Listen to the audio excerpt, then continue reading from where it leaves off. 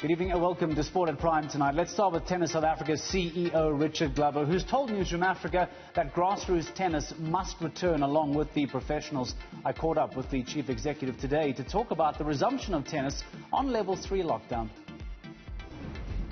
You mentioned the grassroots, and I know that's where you and I so often take these conversations, and I've seen a lot of cries on my social media feed, at least from coaching in particular. We know that you're right. If Lloyd Harrison and Kevin Anderson and Kutsatsu Mojani were to get back on the course, that would be fantastic. But what about the thousands of tennis coaches around the country? Do you have any idea whether or not they would be allowed to return to work, in essence, if that level 3 non-contact were to be cleared? Yeah, so getting as much of the tennis ecosystem back to work is such a critical focus for us as a federation, and coaches and the like are so important as an integral part of that, should I say, because without coaches you don't really have a sport, because who can teach kids or people who are interested in the sports how to play that sport?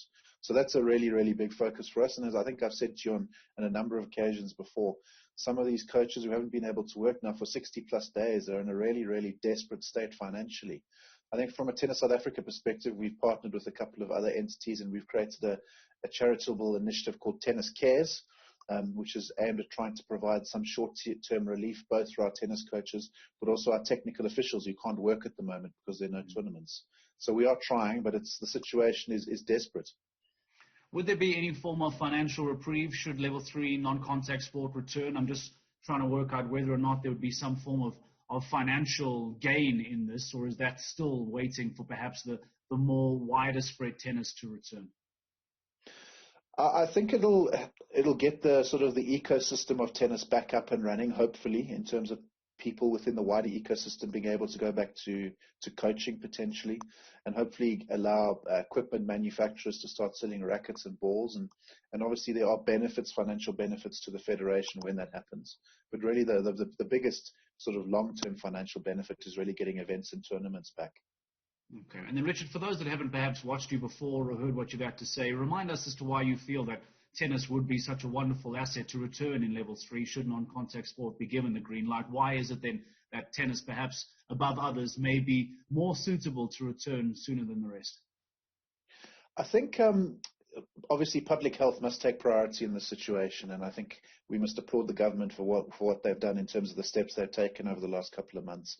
And I think if you factor that in and you consider which sports are sort of low risk or maybe friendly from a social distancing perspective, I think tennis is definitely one of those. I think if you think about the length of a tennis court from baseline to baseline, it's about 23.77 meters. So it's a naturally social distancing sport, and I think that's one of the benefits. And I think from a TSA perspective, we really worked hard to really understand how do we remove as much risk as possible in terms of our risk mitigation strategy should we be given the go-ahead from government to return. So okay. I think there's a lot of inbuilt advantages from a tennis perspective. I have no doubt that you've been staying in touch with the major sponsors. Has there been feedback from them? Are they remaining positive? Are they firmly behind Tennis South Africa, sitting out this difficult time? Have they discussed perhaps any difficulties that they themselves are experiencing that may affect tennis? I think obviously the difficult thing about COVID-19 is that it impacts all aspects of society, and every single business in this country has been affected. So they're obviously all under stress and strain. I think we are very lucky to have some very loyal sponsors like Growth Point Properties, like BNP Paribas, like Kia Motors, who are definitely sticking by us in these difficult times. And what that does mean is we can obviously start to plan for the future with some certainty. I think we're probably in a more solid and a better position than a number of other sporting organizations out there at the moment.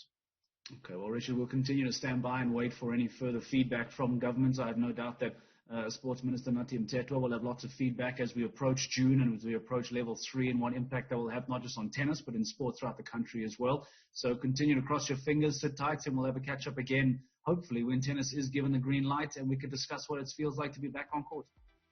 Thanks, Mark. Thank you very much for your time.